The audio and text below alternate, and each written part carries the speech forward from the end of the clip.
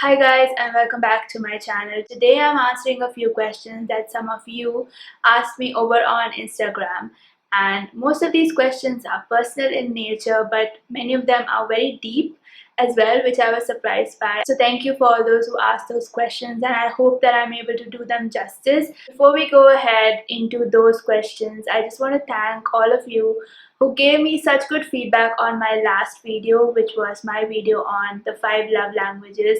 Many of you sent in your messages, many of you commented, and just hearing that was so.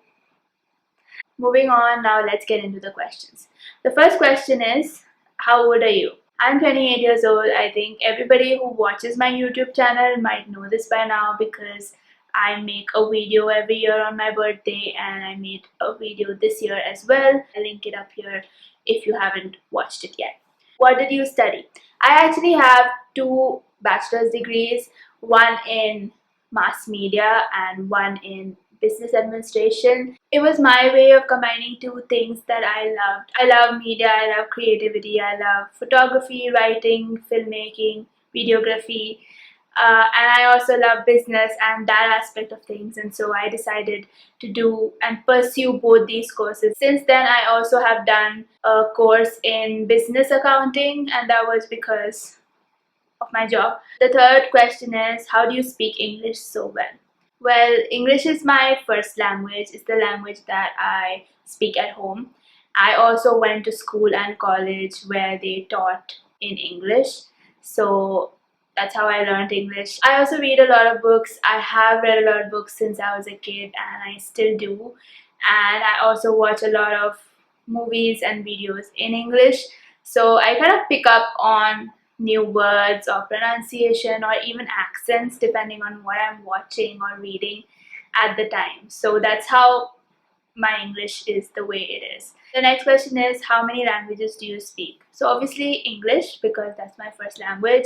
Hindi is my second language because I grew up in Bombay, now Mumbai, and I grew up with Hindi, and that was the second language in school as well.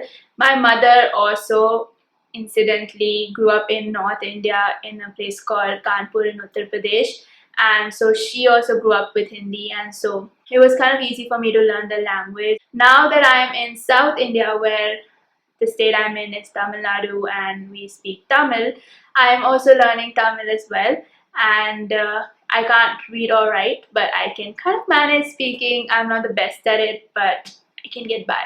I also learned Marathi in school, so that's the language of Maharashtra where I was, and I learned it, but I don't think I can claim that I know the language because it's been a while since I've talked in that language. I can read and write, but I don't think I can speak. I can understand, so I can watch Marathi movies and understand what's going on, but I don't think I want to claim that I know Marathi as well. So I know English, Hindi, and Tamil now. Next question. Are you excited to travel again? Where do you want to go?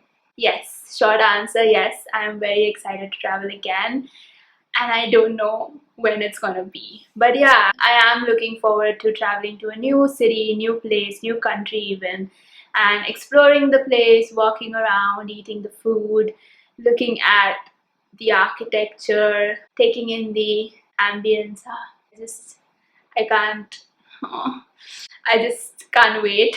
I don't know when that will be, so therefore I don't know where I want to go. But if I think about it right now, I think I would love to go to Ireland or Scotland. I don't know, just something about those places calls out to me, and yeah, if I get the chance, that's where I want to go next. The next question. What is something that you think everyone should do at least once in their lives? So now we're getting into the deep questions that people have asked me, and what I feel is very important for each and every person, if they get a chance to do, is to live separately from their families for a bit. And this is from my own personal experience, but also from seeing people around me and their experiences.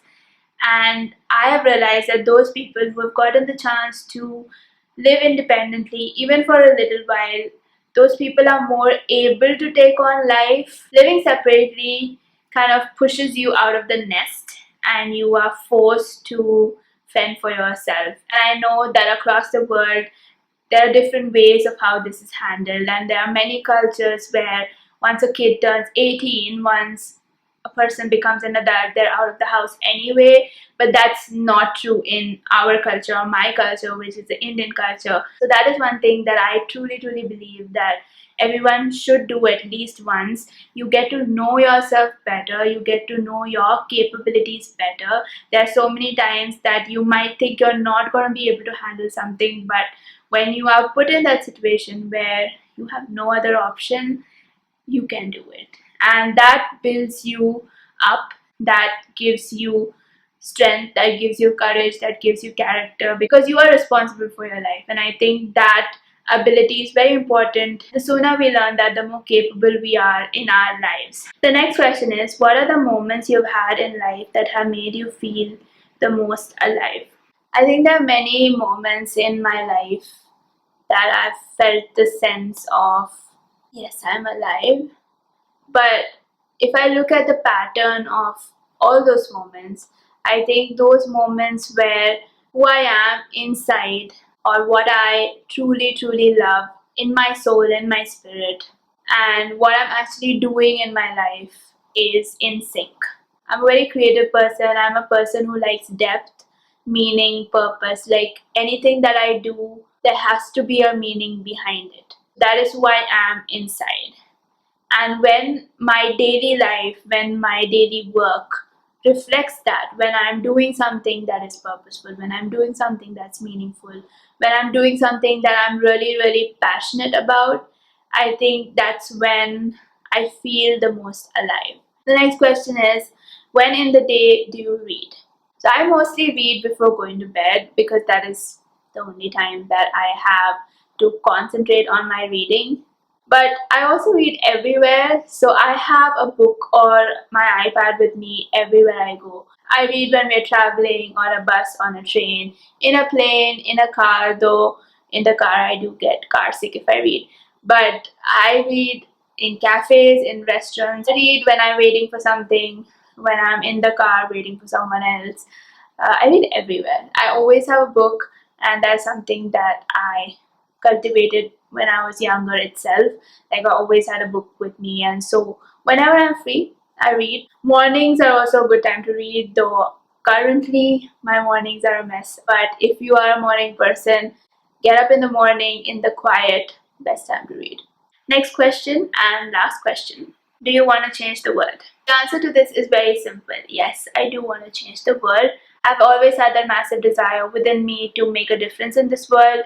If you even see my Facebook, I think, bio, which says, an ordinary girl with an extraordinary dream to make a difference somewhere, somehow, someday, or something like that.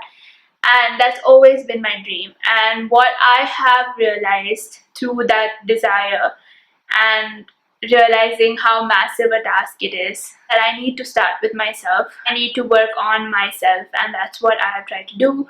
And I'm trying to do is making myself the best possible version of who I can be. And through that process, I think I've realized more of how I can, in my own way, make a difference in the world.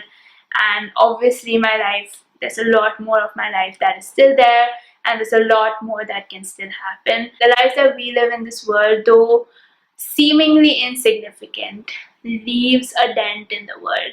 And I think changing the world begins with that. You leave your dent, you leave your mark, you leave your legacy behind, and that's what I'm trying to do.